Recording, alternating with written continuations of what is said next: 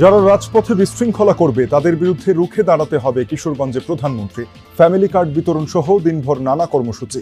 যারা এই দেশের মানুষের জন্য নেওয়া বাস্তব পদক্ষেপগুলোতে বিশৃঙ্খলা তৈরি করবে তাদের ব্যাপারে আমাদেরকে সতর্ক থাকতে হবে। রাঙামাটিতে পিকআপ উল্টে প্রাণ গেছে 4 জনের, আহত 2 জন হাসপাতালে ভর্তি। বেপরোয়া গতি সহ নানা কারণে গোপালগঞ্জে 2 মহাসড়কে বাড়ছে দুর্ঘটনা। হুট করে মনে করেন ডানি ভাই গুলি দিয়ে মনে করেন গাড়ি ডানি ভাই ওভারটেক করতেছে, তখন আমাদের কাছে আর কোনো করণীয় থাকে না। শরীয়তপুরের জাজিরায় স্রোতের তোড়ে ভাঙছে পদ্মার পাড়, ঝুঁকিতে প্রায় 3 কিলোমিটার এলাকা। বসতবাড়ি অন্যত্র সরিয়ে নিচ্ছেন অনেকে। এতক্ষণ শুনছিলেন সংবাদ শিরোনাম, এখন শুনবেন বিস্তারিত। বাংলাদেশকে কল্যাণমুখী রাষ্ট্র হিসেবে গড়ে তুলতে চায় বিএনপি সরকার, এমনটাই জানিয়েছেন প্রধানমন্ত্রী তারেক রহমান। জাতীয় মৎস্যপক্ষ 2026 উপলক্ষে কিশোরগঞ্জের পাকুন্দিয়া উপজেলায় পুরাতন ব্রহ্মপুত্র নদে পোনা অবমুক্ত ও পোনা বিতরণ শেষে একথা বলেন প্রধানমন্ত্রী। তারেক রহমান বলেন, বিএনপিকে যতবার জনগণ দেশের দায়িত্ব দিয়েছে ততবার কিছু সংখ্যক রাজনৈতিক দল বিশৃঙ্খলার সৃষ্টির চেষ্টা করেছে।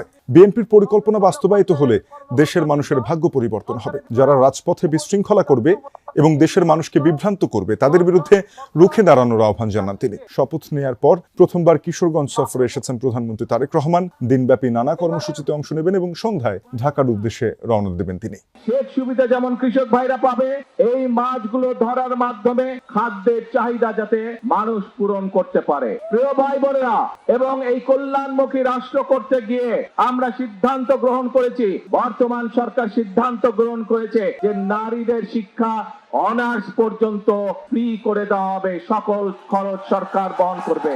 রাঙামাটিতে নিয়ন্ত্রণ হারিয়ে যাত্রীবাহী পিকআপ উল্টে 4 জন নিহত হয়েছেন, আহত হয়েছেন আরো কয়েকজন। সকাল 6টার দিকে মানিকছড়িতে হয় এই দুর্ঘটনা।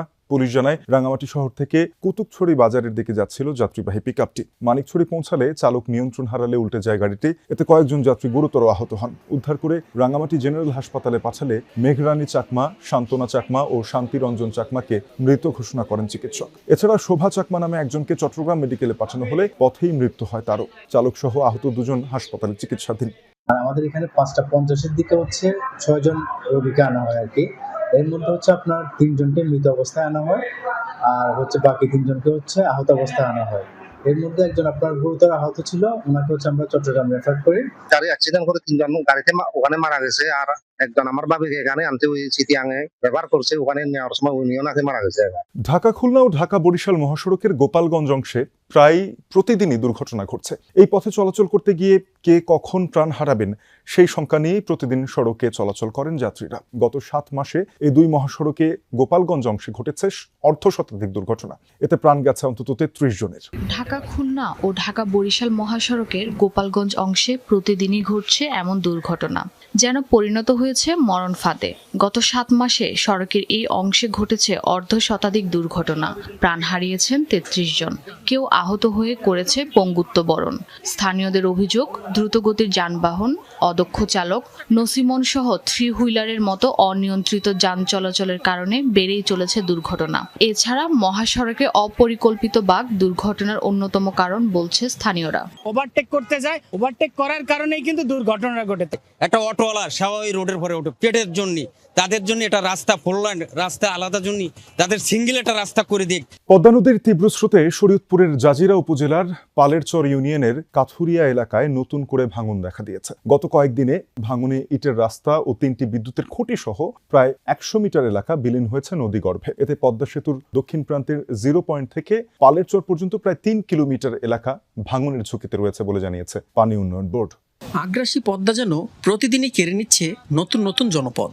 কোথাও বসতভিটা, কোথাও ব্যবসা প্রতিষ্ঠান, কোথাও সড়ক, সবই ধীরে ধীরে মিশে যাচ্ছে নদীগর্ভে। শরীয়তপুরের জাজিরা উপজেলার পদ্মা তীরবর্তী এলাকায় এখন এমনই চিত্র।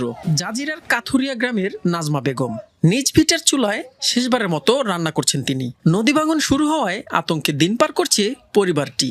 ঘরবাড়ি বিলীন হওয়ার আগেই সরিয়ে নিচ্ছেন শেষ সম্বলটুকু।